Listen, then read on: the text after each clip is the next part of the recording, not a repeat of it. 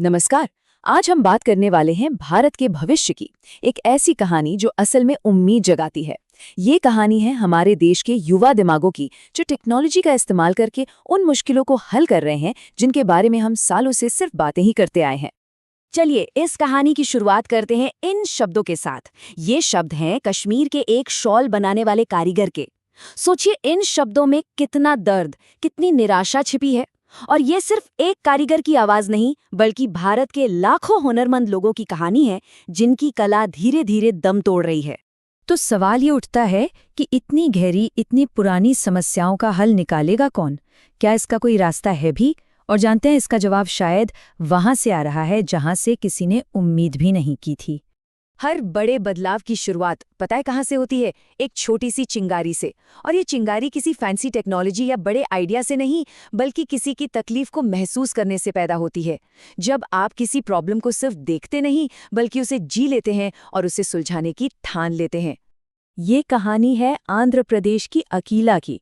उन्होंने अपनी आंखों से एक कारीगर को देखा जिसने एक पश्मीना शॉल बनाने में अपनी पूरी जान लगा दी।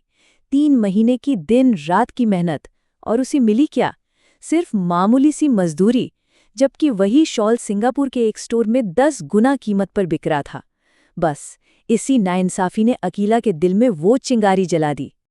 और इसी तरह की चिंगारियों से जन्म हो रहा है भारत के असली हीरोज का।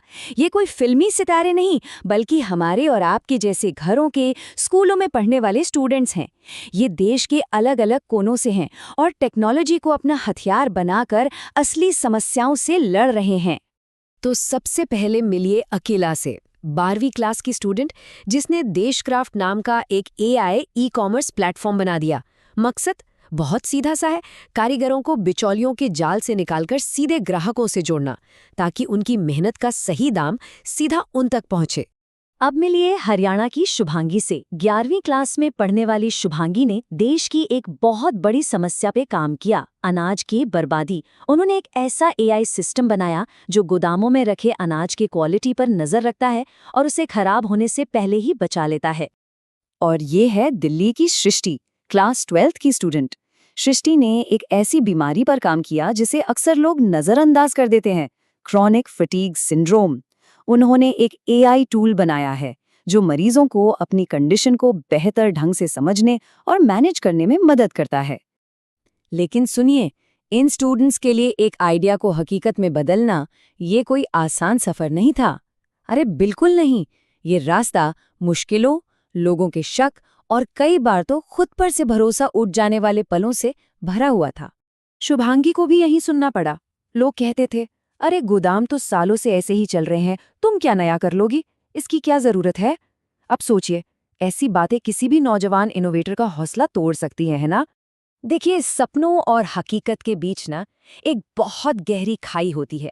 इनोवेशन की दुनिया में इसे डेथ वैली भी कहते हैं।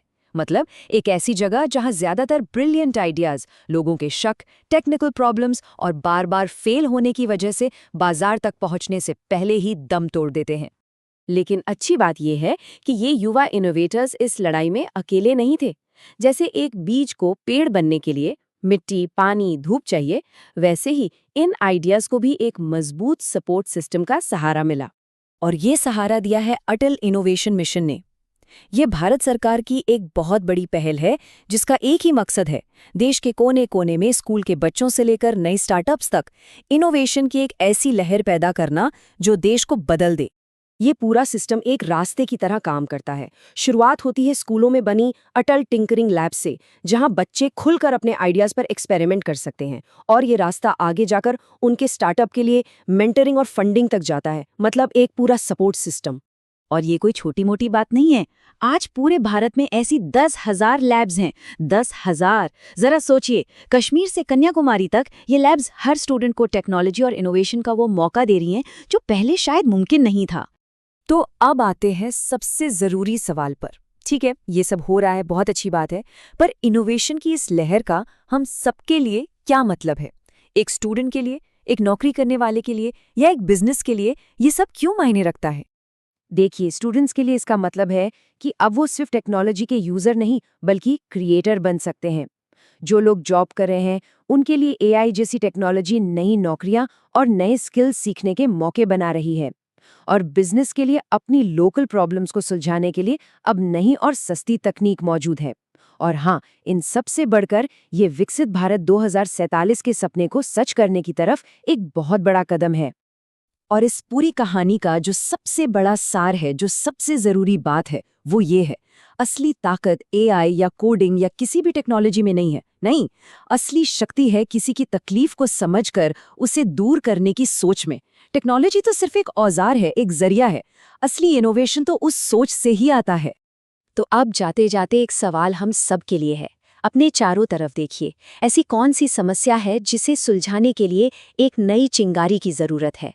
हो सकता है अगली कहानी आपकी हो।